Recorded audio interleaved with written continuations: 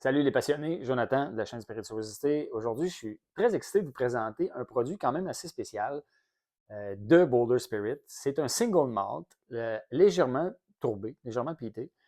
Euh, c'est spécial parce que c'est Nick Hardy et Elliot, alias Single Malt Mac.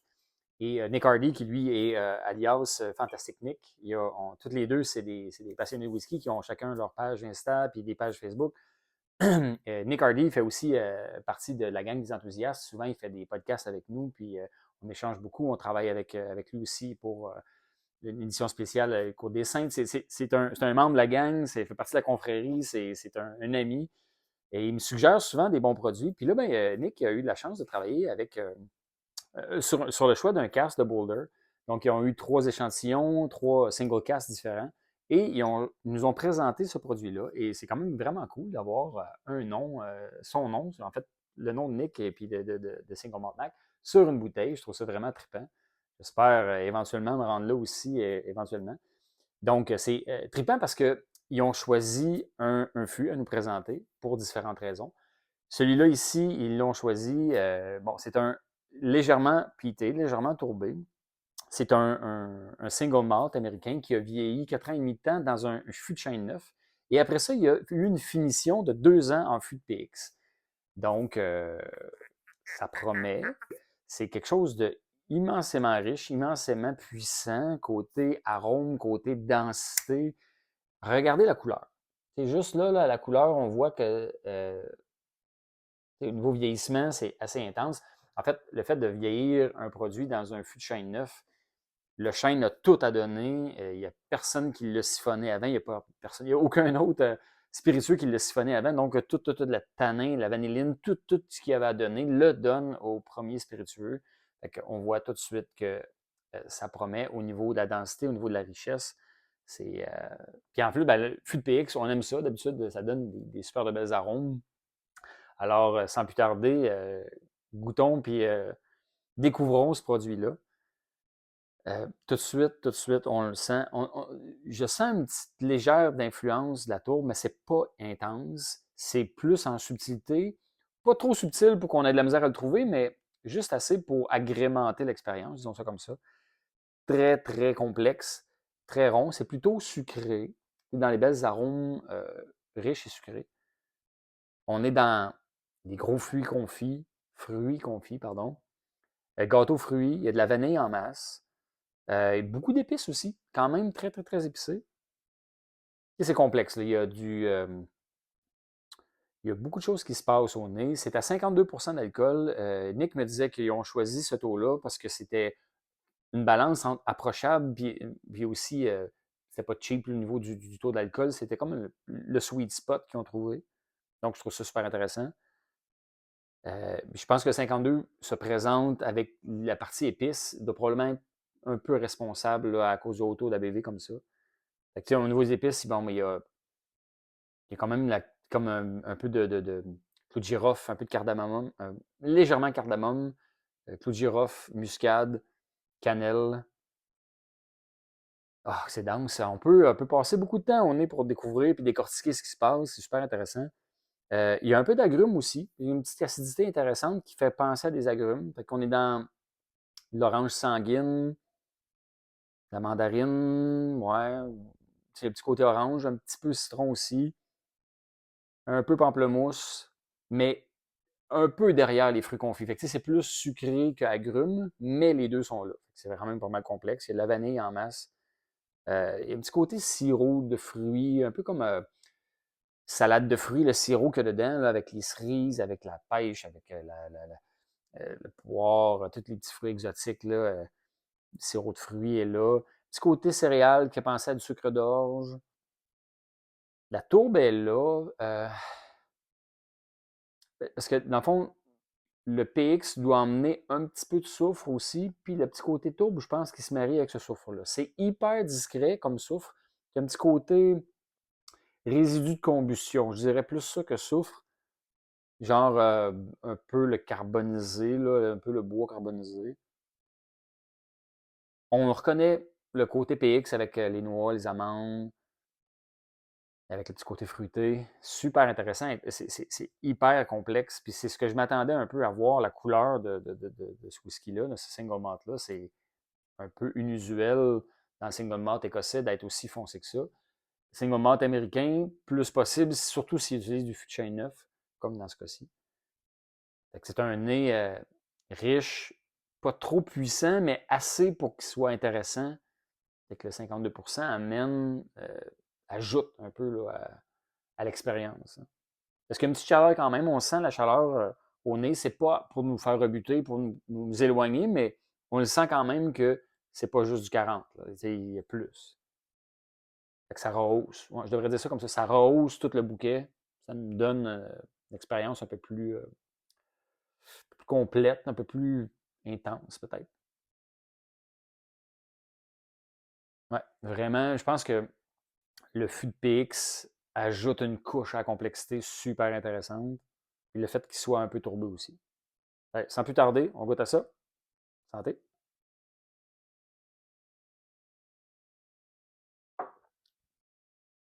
Et comme on avait au nez, en bouche, salive, c'est lourd, c'est intense, dans le bon sens. Lourd dans le sens que c'est hyper riche, c'est très dense. Fait que, on prend notre gorgée, ça s'imprègne partout, c'est huileux, ça le couvre toute la bouche. Puis là, les arômes puis les saveurs arrivent une après l'autre, une après l'autre, une après l'autre, une après l'autre, une après l'autre. Fait que là, ça finit pas. Fait que, ça va me prendre 2-3 gorgées pour essayer de vous expliquer tout ce qui se passe, mais c'est quand même super bon. On est quand même.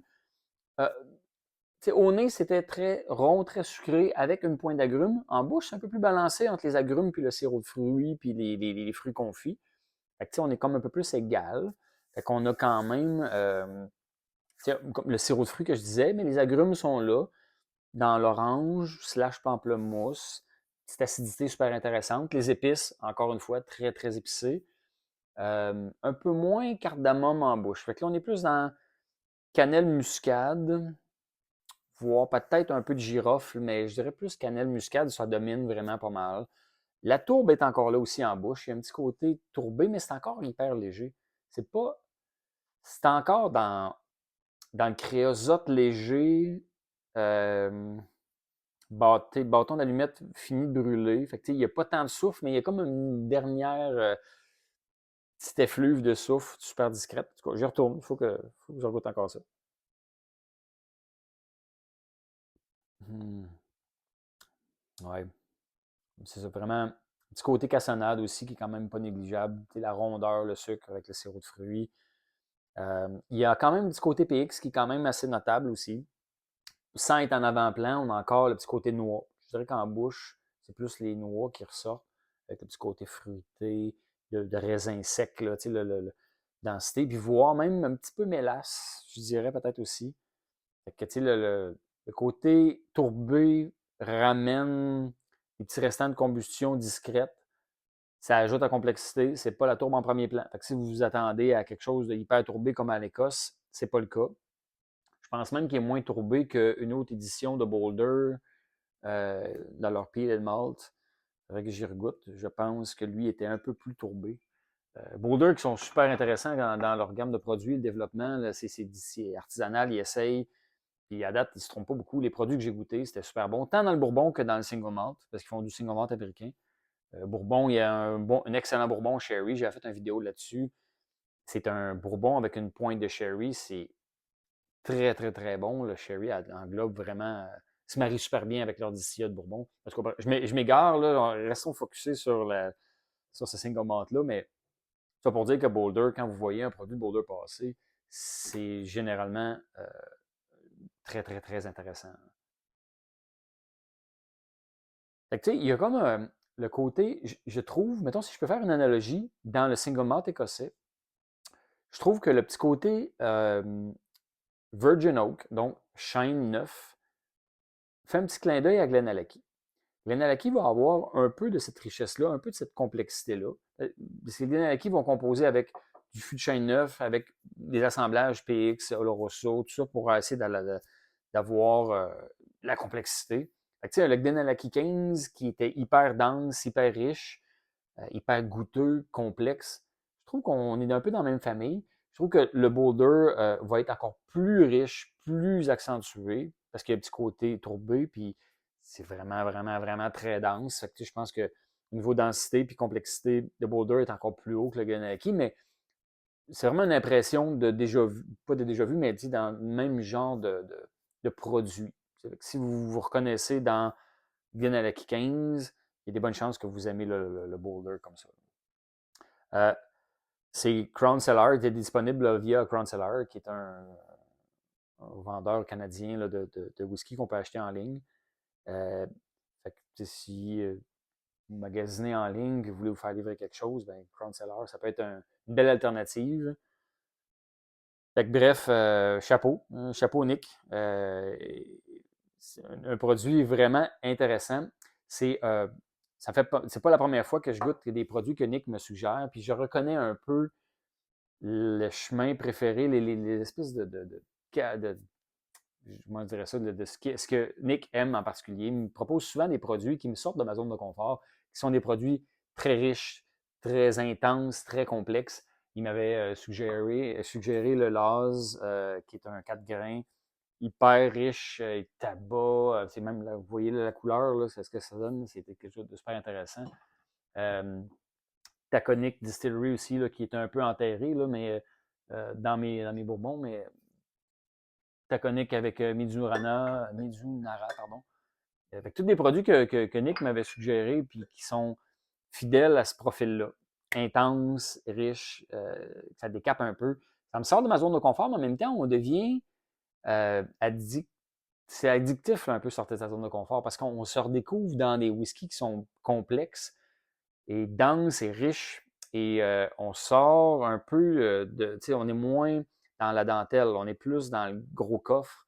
Et puis, plus ça va, plus dans notre aventure du whisky, il y a des fois qu'on aime ça, se faire déranger, se faire envelopper, puis d'avoir à réfléchir à ce qu'on goûte parce qu'on n'est pas juste dans la simplicité. À l'inverse, quand c'est dense comme ça, ben, il y a place à décortiquer, place à l'analyse. Super intéressant. Dans le cas de ce single casque-là, il est agréable à boire et complexe. Fait que si on prend la gorgée, on l'avale, c'est le fun. Parce que moi, j'aime les whiskies qui sont quand même ronds, puis qui sont quand même un peu plus dans le côté sucré, dans le côté sirop, dans le côté caramel. Celui-là ici, sirop de fruits, fit parfaitement avec mon profil. Fait que j'ai du plaisir à le boire, mais en plus, si je m'y attarde, je peux me creuser la tête pas pire puis essayer de découvrir ce qui se passe. À ce taux d'alcool-là et à cette complexité-là, je trouve que ça vaut la peine. J'ai où ma pipette est ici? Je pense que ça vaut la peine de mettre un peu d'eau dedans. Voir qu'est-ce qu'il nous réserve. Parce que 52% et un whisky dense comme ça, je pense que ça peut être intéressant avec un peu d'eau, voir s'il va s'ouvrir, s'il va nous faire découvrir de quoi de différent, à quoi son profil va ressembler. Puis je vais me rincer en même temps. Avec un peu d'eau. J'en reviens pas de la couleur. Ça promettait d'être riche, puis d'être complexe, puis nécessairement, je n'ai pas été déçu. Avec de l'eau, moins épicé, plus sucré encore. Le fruit rouge ressort beaucoup, les fruits confits, sirop de fruits. Moins chaud, là, le petit 52, la petite chaleur que j'avais, qui n'était pas une agression, mais qui était quand même un présage de peu plus d'alcool. C'est estompé quand même, donc il est plus approchable, mais encore complexe pas mal. On est vraiment plus dans le fruit rouge maintenant, moins épicé. Un peu plus de chêne aussi. Le chêne ressort. La vanille a baissé un petit peu en faveur des fruits rouges. Il y a quand même un peu d'épices quand même. La muscade est encore là. Vraiment, ça se tient encore. Ça veut dire que c'est un whisky qui était au niveau complexité très élevé. Si même avec de l'eau, il reste complexe, c'est un produit qui se tient bien. Là. On plonge? Hmm. Oh wow! OK. En bouche, il devient vraiment encore axé sur le fruit. Moins d'agrumes, plus confiture. On est dans la belle confiture de mélange trois fruits de genre confiture fraise, cerise et peut-être framboise, des choses comme ça. Vraiment fruits rouges. Il s'accentue vers le PX, là, beaucoup plus avec de l'eau. Le petit côté amande, noix disparaît, mais quand même encore là, mais le côté raisin rouge reste. Raisin sec aussi reste un peu. Moins épicé. La tourbe est un peu moins là, je dirais, mais quand même très, très, très bon produit. Donc, merci Nick d'avoir participé à ça et de nous avoir présenté ce fût-là. Personnellement, ça, une belle découverte, j'adore. J'avais hâte de la recevoir. Ça a été un peu plus long que tout le monde, mon aventure pour l'avoir. J'ai été un peu moins chanceux. Bref, dans le tracking, tout ça, le transporteur s'est trompé, ils l'ont mis dans le mauvais camion, ils l'ont rapatrié, ils me l'ont envoyé. Donc, j'ai perdu peut-être un 4-5 jours de transport. Pas grave, j'avais plein d'autres choses à faire, mais je suis bien content de l'avoir enfin sous la main et d'en profiter. Parce que après tout, c'est ce qu'on fait, c'est qu'on apprécie le whisky, on le partage et on en profite. C'est ce que je fais. Alors, santé!